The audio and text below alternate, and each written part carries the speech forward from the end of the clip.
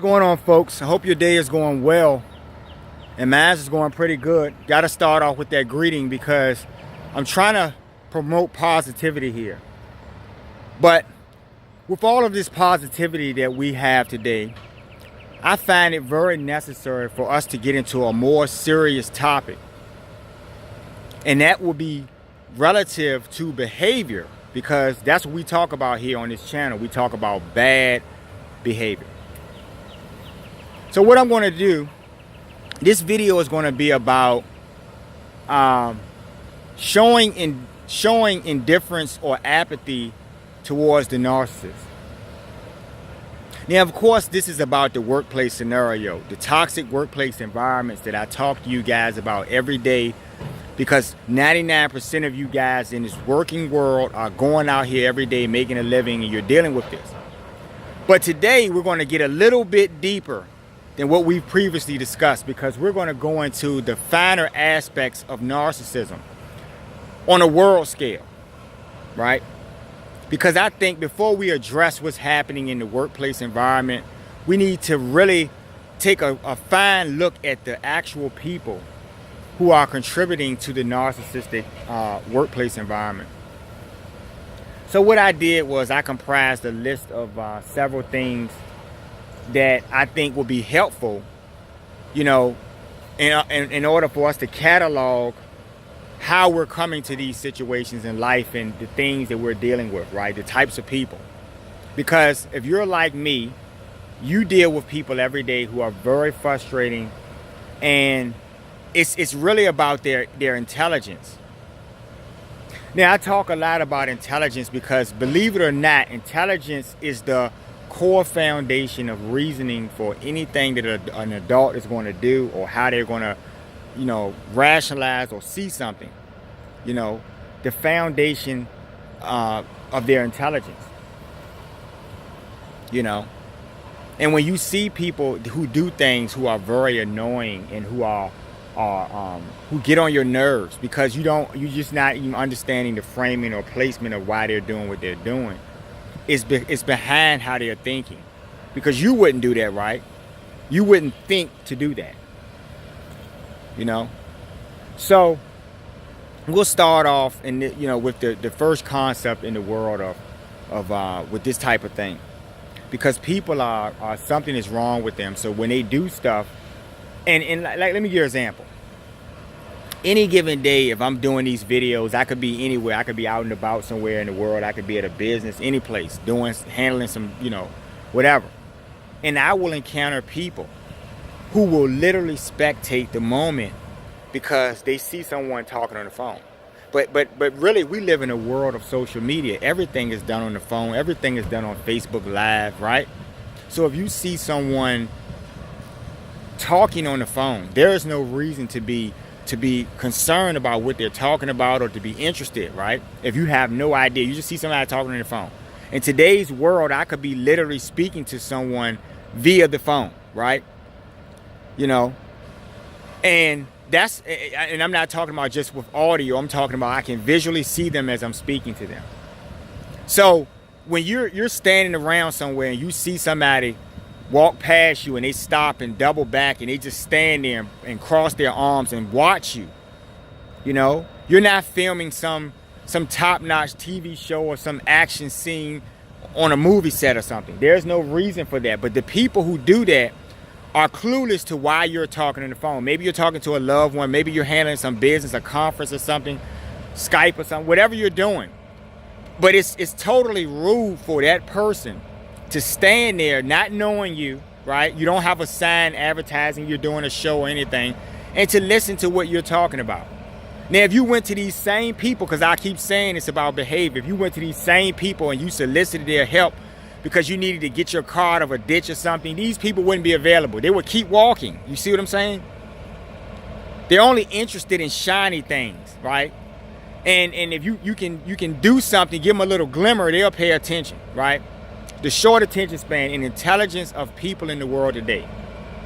Now, I brought that point up because just now I had someone walking on this trail back here. They stopped and just stood and looked at me. And I was trying to understand, what am I doing that's so spectacular that would make them want to just give me an audience.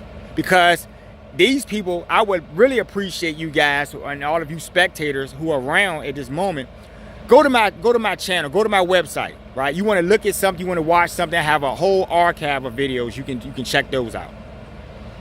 But getting back to my point, when I was so rudely interrupted just a moment ago, the world, folks, the intelligence level of the people in the world at large, right? So I made a little point of jotting these things down because I want to touch on all of the fine points, because this is a top to bottom discussion. It's not going we're not going to just address the bullshit about the narcissists, but we're going to try to get a little deeper and get clinical about where they come from. So the social environment houses many dumb people. Now, I could not tell you how many people in the world are actually devoid of good intelligence, right? Or measurable practical intelligence. I'm not sure how many people there are, right? But there is a number. Just like if I said how many fish are in the ocean, right? You could speculate about how many fish you believe there are, but there's an actual number right now currently of fish in the ocean. And God obviously knows the answer to that, right? But yeah, we're going to use that example. You don't know how many dumb people are in the world, but you encounter people every day, okay? The way that people think and the stuff that they do, you know, a lot of people do things for validation, right? They want to fit in and stuff. So you see all of these social media platforms, and you see all of these Facebook Live things and tweets and all of this stuff because people want to be engaged with other people. Okay, fair. We're on a planet full of people. But the problem is that a lot of these people are literally textbook or borderline, they're BR. Let me put it like that. You know? And this is why you could do a video on, you know, something that's going to better the world, and you won't have an audience. But if you show a cat video or something, or, you know, something silly like that, you will have millions and millions of people consistently watching these videos over and over again. Even though they have cats, right? Even though they have kittens at home and the kittens play with balls all day and they're just so, you know, they're just so caught up in these moments, you know? But these people are look at me, folks. And a lot of that has something to do with intelligence. You know, I was driving earlier today, and I was at the light, went through the light, and there was some guy in a nice car or something, and he passed me, and he made it a point to stick his head out the window and give me a nod, like, yeah, you see me, you see me. But it's just a car, folks, right? It's just something material. It's tangible. It has nothing to do with the bigger reasoning of who you could be in this world because you have a car. See, a lot of people are stupid. All of the stuff that they do, that person who did that, the people you see at work every morning when you come in and they roll their eyes because they're upset with you, you know, leave you holding the bag at work and then gloat about it. Go tell other people, yeah, you know, I did this to this person or whatever. Right? I left them with all that stuff. I don't care if they have to do it or whatever. You talk all of this crap about someone else who hadn't done anything to you, and no one else around, none of the flying monkeys at your workplace will even be willing to say, hey, you did that person wrong. They didn't do anything to you. And everyone is on board with this fuckery to other people, right? Which makes you dumb because you're not able to reasonably, in your own minds, you know, think and govern your own actions and think for yourself about why you shouldn't do something, right? You're not reasoning with yourselves. You're just following someone. Let's jump over the cliff. Yeah, let's do it. That's what you're doing. All right? So that gets into my next aspect of these dumb people who are what I call chest thumpers, right? And the chest thumpers are the people who are in denial. Now, the workplace is very relative because this is what I talk about, toxic workplace environments. And these are where you find a smorgasbord of all of these people in the world who congregate and collectively come into your workspaces, and you deal with these people. But the denial that they show, which is, you know, it could be anything, right? You could have someone who's obnoxious. You can have someone who's a pure asshole in everything that they do. They're gossipers. They're two-faced. They slander people. They do things to hurt people, right? They're conspiratorial, they're antagonists. Everything that you put in the dictionary that is negative, right? That you would define as a negative thing. These people are that. However, the people around them who support them, their support networks, are identical to them. And that is why if you're frustrated in the workplace environment, you'll find yourself in a situation where someone will do something to you. It'll be public knowledge. Everyone will know this happened, right? You're the victim here. You're hurting. You don't have anyone to turn to, and you won't. Because everyone there will agree with that narcissistic person because they are just like him, is what I'm trying to get you people to see, right? You're in bed with these people because you're just like them.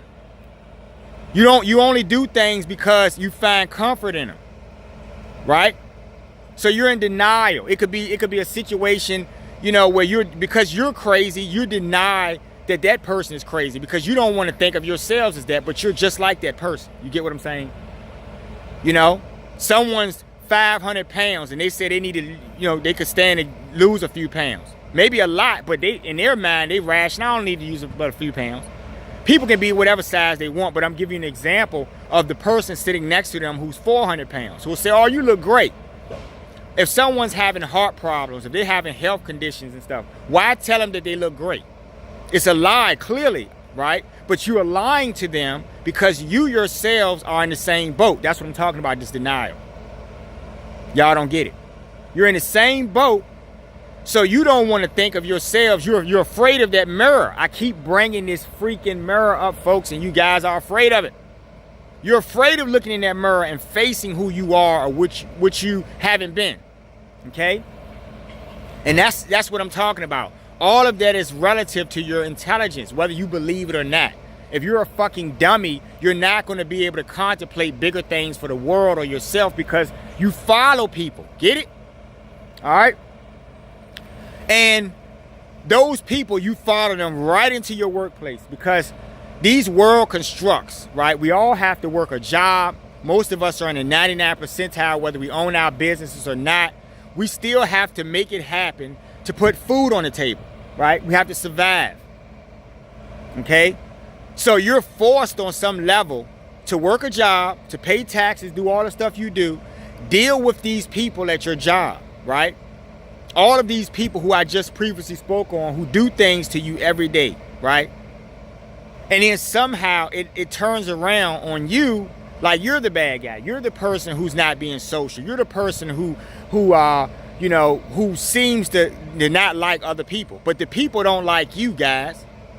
They're collectively getting together, right? But see, since it's a game, and that's the game I always speak on, since there's a game going on in these workplace environments, these toxic environments, everyone in this building is going to literally take that side of that offender. You don't have anyone to turn to. You don't. Not even the boss, because the boss planned all of this. But you guys don't get that, right? So you're forced in these jobs. You're forced to deal with the bullshit. You're forced to act like you like people and people who are disgusting. You're forced to get along with these people, right? They'll antagonize you daily, and you're forced to work with them, right? Because the master planner will see to it that you guys are working projects together, right? On the same team or something. You see? You're the problem. You'll be the one calling the office trying to explain why you're not getting along with the other 6 people who talk about you every day and sit at their little tables at lunch or something and point at you and gossip and slander your name, right? You'll get blamed for not getting along with them. Right? It's something you're doing. Even though you're not bothering them, you're doing your job. They're leaving you holding the bag. They're ducking out early on the shift or something. You have to do everything. The boss is not saying anything. All of these things make you frustrated because you know, and you can't put your finger on it because who are you going to turn to? So those are the gaslighting techniques that blow up in the workplace, and everyone seems to practice these gaslighting things. Everyone. And you'll find yourselves in a situation of severe, total frustration. Not knowing what to do, not what to say, how to handle this, if you're going to keep your job, all of these things, because you need that job. That's what I'm talking about, the construct. The world construct of forcing you in this job. See? All of these things are relative, people. You know? And that gets into what I started the video about. And now I'll draw this, I'll take this on out. And this will be the main point of it. Because the apathy that you show a narcissist, right? The indifference, right? Will better your lives. They're nothing. These chest thumpers are the people at your jobs who want to feel like they have position and authority. I've seen people in different walks of life, from the lowest janitor to the highest office staffer or something. I've seen these people beat their chest, thump on their chest about their accomplishments when they're nothing in the bigger picture. You're just living on a freaking planet, breathing air, right? Working a job, and you're working for someone who's paying you money. Now, how you fit into the hierarchy of their job really doesn't matter, but in your mind, because of your low esteem, like I mentioned earlier, you want to be someone so badly. So you gloat over little things. You're not gloating over major changes you've made to your life or how you've affected someone else's life. You're not gloating over those positive things. But you're gloating over the fact that you're the trash monitor for the day or something. You know? You're gloating over the fact that you're doing this or you're doing that. I work in the office. I file the paperwork for the boss. So because you file paperwork for the boss, somehow you're over these other people. Do you understand how stupid that sounds? Okay?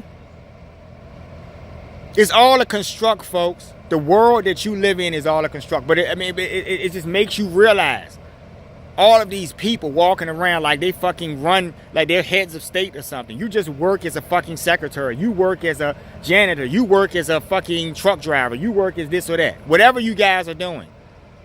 You don't know how to humbly and dutifully come to work, do that task because you're really a slave to that job, and go home for the day, right? If you have to work in that capacity, you should be wanting to free yourselves. So it should bother you on great levels. You should never gloat and thump your chest about stupid accomplishments that you think are worthy of something, but in the bigger picture of the world, they're nothing. You know? And that's the problem with the world at large. The bigger people, the bigger issues are something we ignore. So that head trash guy who can't dutifully do his job, who taunts the people under him, the other janitors, right? On their level, what they're doing on their job, they have to still deal with that narcissism. What happens when that person goes to a political rally? I'm talking about that narcissistic boss. Are they noticed there? Do any of these high heads of state even acknowledge this person? See, everyone wants to feel like there's someone, and they'll play their role because they're flying monkeys and they're weasel-faced dogs because they're interchangeable. But they'll play that role around the right people. You put them around the bigger narcissists, and they become yes sir, yes sir, yes sir. They become that. But then when you put them in another toxic environment where they may have some reign over someone, and they'll wreak havoc. They'll pass the shit down. Shit floats downstream. And because you people think that is an okay thing to be or to imagine or idealize, because you think that, okay, then that makes you stupid. Because I keep going back to this intelligence theme. It's all about intelligence. Doesn't matter what you're doing. If you're working for anyone, if you haven't built a business, if you haven't done any of these things, you are literally a slave to the cause of that business. And you can be rolled, right? As soon as you don't toe the line, you're out of there. That's why you need to dutifully come to work, do your job, shut the hell up, stay out of people's business, don't try to hurt other people, and go home. And you will be rewarded on a higher level, but you don't get that, people. Right? You show empathy. You show empathy to the people who are deserving of it. You show apathy, right, to the low-life assholes. The narcissistic assholes in your workplace that you deal with every fucking day. Or not necessarily just at work, because we were talking about the world at large. Anywhere that you are, that you see dysfunctional behavior that affects you. Doesn't matter what that person's doing over there. Not until they piss on your lawn. Then it's a problem. Then you see how you're affected by these things. And the sheer gall You know, the guy who you know, I was going in the building earlier today, and some guy had driven his car up on the sidewalk and parked in front of the doors of the building I was trying to get into, and didn't leave any room for anyone to come up on, you know, in their wheelchair or anything, right? Blocked the accessible ramp, everything. When he got out of that car, did he look back at the site and say, hold on, maybe I need to move this car because someone else may need to get back? And that's what I'm talking about. Too many of us are self-fucking-centered.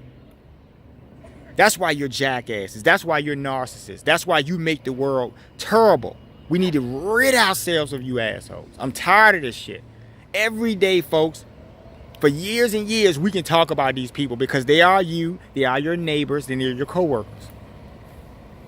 Right? Shallow people make the world bad, right? Shallow people want to feel important over trivial matters, or, you know, some decision that they make that really does not have any profound impact on anything bigger than just that moment. Okay? So you get to file paperwork for the day. You get to, you know, be the head janitor for the day. You get to be the head shit shoveler, right?